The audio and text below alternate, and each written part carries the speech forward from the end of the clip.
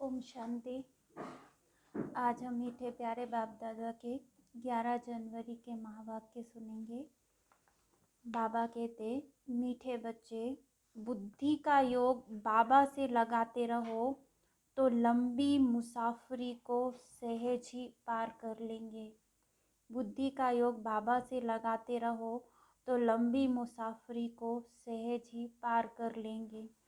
प्रश्न है, बाप पर कुर्बान जाने के लिए किस एक बात का त्याग जरूरी है? बाप पर कुर्बान जाने के लिए किस एक बात का त्याग जरूरी है? उत्तर में बाबा कहते, देह अभिमान का। देह अभिमान आया तो मरा, व्याभिचारी हुआ, इसलिए कुर्बान होने में बच्चों का हृदय विदीर्ण होता है। जब कुर्बान हो गए तो उस एक की ही याद रहे, उन पर ही बलिहार जाना है, उनकी ही श्रीमत पर चलना है। गीत, रात के राही थक मत जाना, सुबह की मंजिल दूर नहीं। ओम शांति। भगवान उवाच। भगवान अपने बच्चों को राजयोग और ज्ञान सिखला रहे हैं, ये कोई मनुष्य नहीं। गीता में लिखा हुआ है, श्री कृष्ण भगवान उवाच।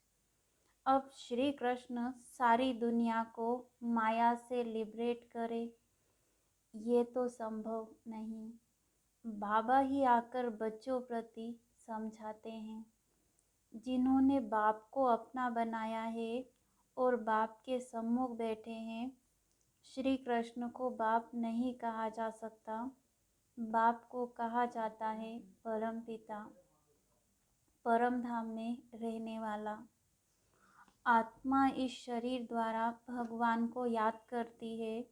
बाबा बैठ समझाते हैं कि मैं तुम्हारा बाप परम धाम में रहने वाला हूँ।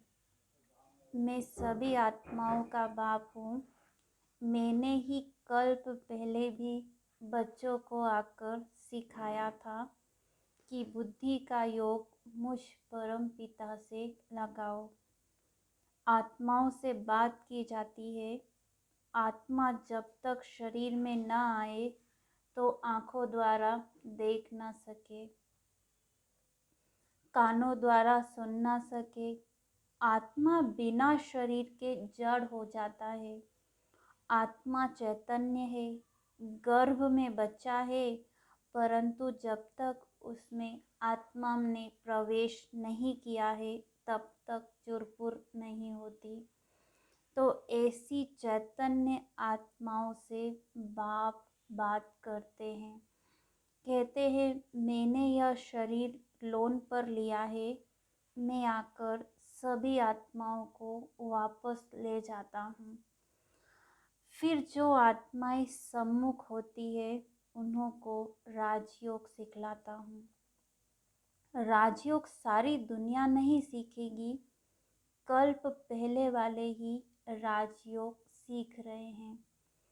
अब बाबा समझाते हैं, बुद्धि का योग बाप के साथ अंत तक लगाते रहना है, इसमें अटकना नहीं है। स्त्री पुरुष होते हैं तो पहले एक दो को जानते भी नहीं हैं, फिर जब दोनों की सगाई होती है, फिर कोई 60-70 वर्ष भी इकट्ठे रहते हैं, तो सारी जीवन जिस्म को याद करते रहते हैं। वह कहेगी यह मेरा पति है, वह कहेगी यह मेरा पति है, वह कहेगा यह मेरी पत्नी है। अब तुम्हारी सगाई हुई है निराकार से। निराकार बाप ने ही आकर सगाई कराई है। कहते हैं, कल्प पहले मुआफिक तुम बच्चों की अपने साथ सगाई कराता हूँ। मैं निराकार इस मनुष्य सृष्टि का बीज रूप हूँ। सभी कहेंगे यह मनुष्य सृष्टि गॉड फादर ने रची है। तो तुम्हारा बाप सदैव परम धाम में रहते हैं। अभी कहते हैं मुझे याद करो। मुसाफिरी लंबी होने के कारण बहुत बच्चे थक पड़ते हैं। बुद्धि का योग पूरा लगा नहीं सकते। माया की बहुत ठोकरें खाने से थक पड़ते हैं, मर भी पड़ते हैं, फिर हाथ छोड़ देते हैं। कल्प पहले भी ऐसे ही हुआ था ना। यहाँ तो जब तक जीना है तब तक याद करना है। स्त्री का पति मर जाता है तो भी याद करती रहती है। यह बाप व पति ऐसे छोड़कर जाने वाला तो नहीं है। कहते हैं मैं तुम सजनियों को साथ ले जाऊंगा, परंतु इसमें समय लगता है, थकना नहीं है। पापों का बोझा सिर पर बहुत है, वो योग में रहने से ही उतरेगा। योग ऐसा हो जो अंत में बाप व साजन के सिवाय और कोई याद न पड़े। अगर और कुछ याद पड़ा तो व्याभिचारी हो गया, फिर पापों का दंड भोगना पड़े। इसलिए बाबा कहते हैं परम धाम के राही थक मत जाना। तुम जानते हो मैं ब्रह्मा द्वारा आदि सनातन देवी देवता धर्म की स्थापना कर रहा हूँ और शंकर द्वारा सभी धर्मों का विनाश कराता हूँ। अभी कॉन्फ्रेंस करते रहते हैं तो सभी धर्म मिलकर एक कैसे हो जाए, सभी शांत में कैसे रहें, उसका रास्ता निकाले। अब अनेक धर्मों की एक मत तो हो नहीं सकती। एक मत से तो एक धर्म की स्थापना होती है। वे सभी धर्म सर्वगुण संपन्न, संपूर्ण निर्विकारी हो, तब आपस में चीरखंड हो सकते हैं। राम राज्य से सभी चीरखंड थे, जानवर भी लड़ते नहीं थे। यहाँ तो घर घर में झगड़ा है। लड़ते तब हैं जब उनका कोई धनी धोड़ी नहीं है, अपने माता पिता को भी जानते नहीं। गाते भी हैं तुम मात पिता हम बालक तेरे, तुम्हारी कृपा से सुख घनेरे। सुख घनेरे तो अभी है नहीं, तो कहेंगे मात पिता की कृपा नहीं है। बाप को जानते ही नहीं तो बाप कृपा कैसे करे। फिर टीचर के डायरेक्शन पर चले तब कृपा हो। वे तो कह देते सर्वव्यापी है, तो कौन कृपा करे और किस पर कृपा करे। कृपा लेने वाला और करने वाला दोनों चाहिए। स्टूडेंट पहले तो आकर टीचर के पास पढ़े, यह कृपा अपने ऊपर करे, फिर टीचर के डायरेक्शन पर चले। पुरुषार्थ कराने वाला भी चाहिए। यह बाप भी है, टीचर भी है, तो सद्गुरु भी है। उनको परम पिता, परम शिक्षक, परम सद्गुरु भी कहा जाता है। बाबा कहते हैं मैं कल्प कल्प यह स्थापना का कार्य कराता हूँ। पतित दुनिया को पावन दुनिया बनाता हूँ। वर्ल्ड ऑलमाइटी अथॉरिटी है ना, तो वर्ल्ड अथॉरिटी का राज्य कायम करते हैं। सारी सृष्टि पर एक ही लक्ष्मी नारायण का राज्य था। उन्हों की ऑलमाइटी अथॉरिटी थी। वहाँ कोई लड़ाई झगड़ा कर ना सके। वहाँ माया है ही नहीं, है ही गोल्डन एज, सिल्वर एज। सतयुग त्रेता दोनों को स्वर्ग अथवा वैकुंठ कहेंगे। सभी गाते भी हैं चलो वृंदावन भजो राधे गोविंद। जाते तो कोई है नहीं, सिर्फ याद जरूर करते हैं। अब तो माया का राज्य है, सभी रावण की मत पर है। देखने में तो बड़े बड़े मनुष्य अच्छे आते हैं, बड़े बड़े टाइटल मिलते हैं, थोड़ी जिस्मानी हिम्मत दिखाते हैं व अच्छा कर्म करते हैं तो टाइटल मिलते हैं। कोई को डॉक्टर ऑफ फिलॉसफी, कोई को क्या, ऐसे ऐसे टाइटल देते रहते हैं। अभी तुम हो ब्राह्मण, बरोबर भारत की सर्विस में हो, तुम देवी राजधानी स्थापन कर रहे हो। जब स्थापना हो जाएगी तब तुमको टाइटल्स मिलेंगे। सूर्यवंशी राजा रानी, चंद्रवंशी राजा रानी, फिर तुम्हारा राज्य चलेगा। वहाँ कोई को टाइटल नहीं मिलता, वहाँ दुख की कोई बात ही नहीं। जो कोई का दुख दूर करे वह बहादुरी दिखाए, जो टाइटल मिले। जो रस्म रिवाज यहाँ होती है वह वहाँ नहीं होती। न लक्ष्मी नारायण इस पति दुनिया में आ सकते हैं। इस समय कोई भी पावन देवता नहीं है। यह है ही पतित आसुरी दुनिया। अनेक मत मतांतर में मूझ गए हैं। यहाँ तो एक ही श्रीमत है जिससे राजधानी स्थापन हो रही है। हाँ, चलते चलते कोई को माया का कांटा लग जाता है तो लंगड़ाते रहते हैं। इसलिए बाबा कहते हैं सदैव श्रीमत पर चलो। अपनी मत पर चलने से धोखा खाएंगे। सच्ची कमाई होती है सच्चे बाप की मत पर चलने से। अपनी मत से बेड़ा गर्क हो जाएगा। कितने महावीर श्रीमत पर न चलने के कारण अधोगति को पहुंच गए। अभी तुम बच्चों को सद्गति को पाना है। श्रीमत पर न चला तो दुर्गति को पाया तो बहुत पश्चाताप करना पड़ेगा। फिर धर्मराजपुरी में शिव बाबा इस तन में बैठ समझाएंगे कि मैंने तुमको इस ब्रह्मा तन द्वारा इतना समझाया पढ़ाया, कितनी मेहनत की। तुमने निश्चय पत्र लिखे कि श्रीमत पर चलेंगे, परंतु नहीं चले। श्रीमत को कभी नहीं छोड़ना चाहिए। कुछ भी हो बाबा को बताने से सावधानी मिलती रहेगी। कांटा लगता ही तब है जब बाबा को भूलते हैं। बच्चे सद्गति करने वाले बाप से भी 3 कोस दूर भागते हैं। गाते भी हैं वारी जाऊं कुर्बान जाऊं, परंतु किस पर। ऐसे तो नहीं लिखा है सन्यासी पर वारी जाऊं, व ब्रह्मा विष्णु शंकर पर वारी जाऊं, व श्री कृष्ण पर वारी जाऊं। कुर्बान जाना है परम पिता परमात्मा पर, कोई मनुष्य पर नहीं।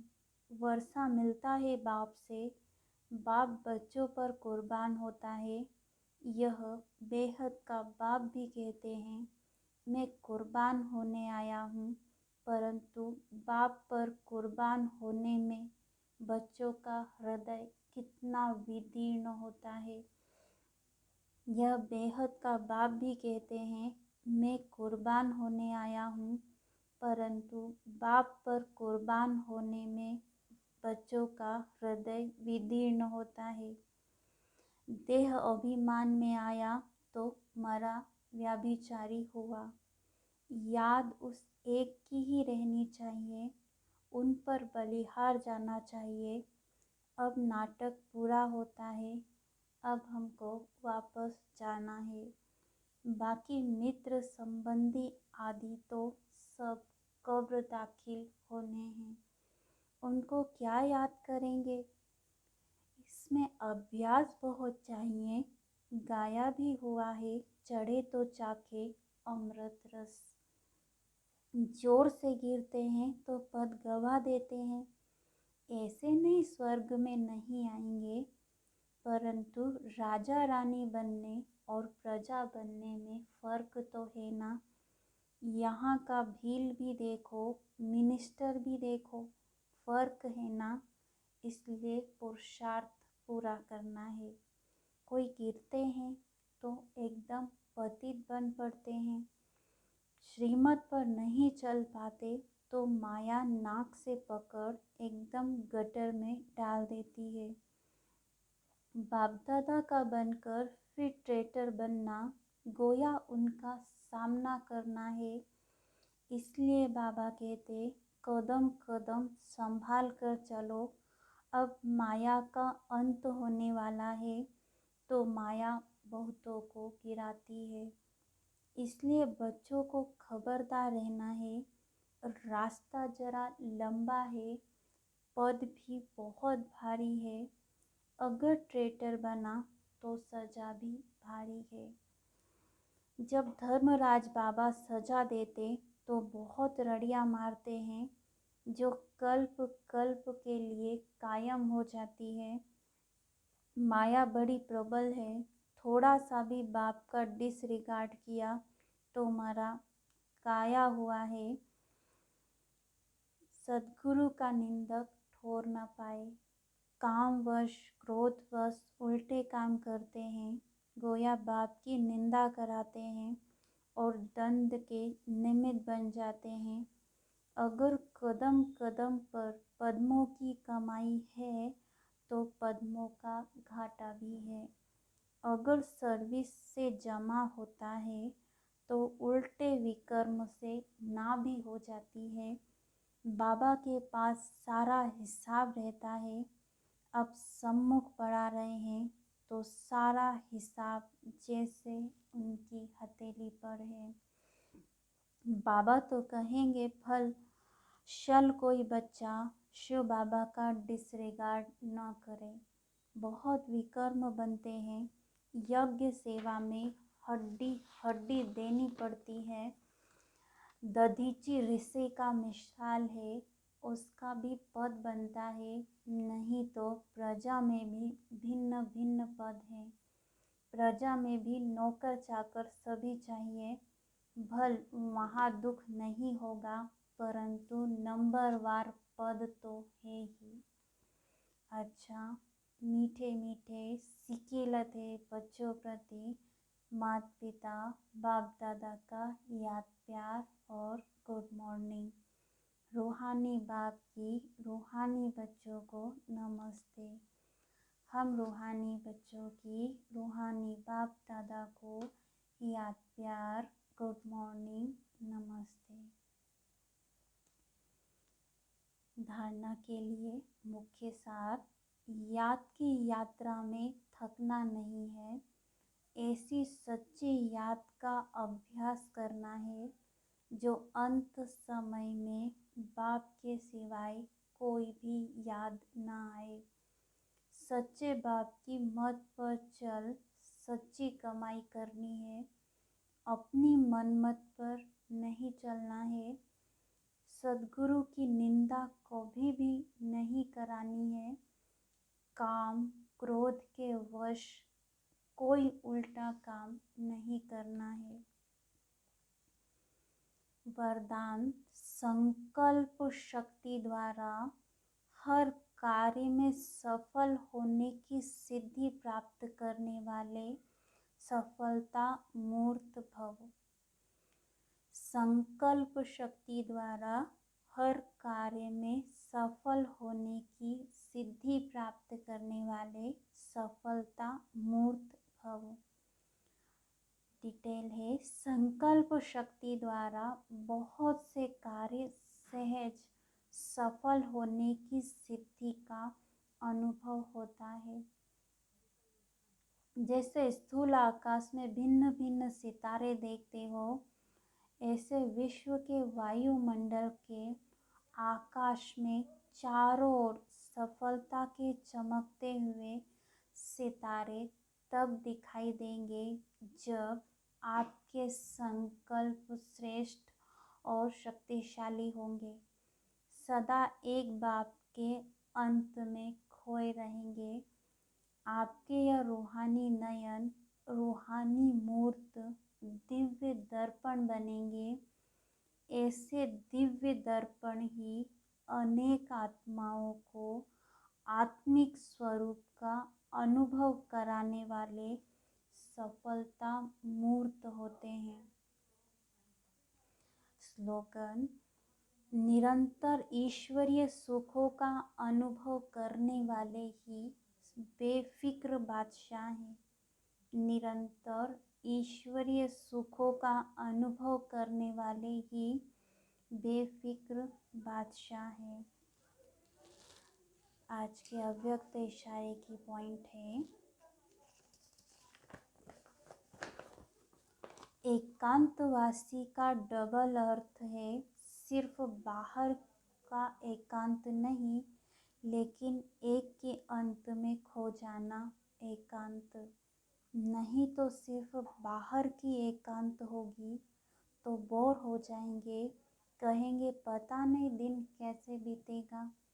लेकिन एक बाप के अंत में खो जाओ, जैसे सागर के तले में चले जाते हैं तो कितना खजाना मिलता है, ऐसे एक के अंत में चले जाओ, अर्थात बाप से जो भी प्राप्तियां हुई है उसमें खो जाओ।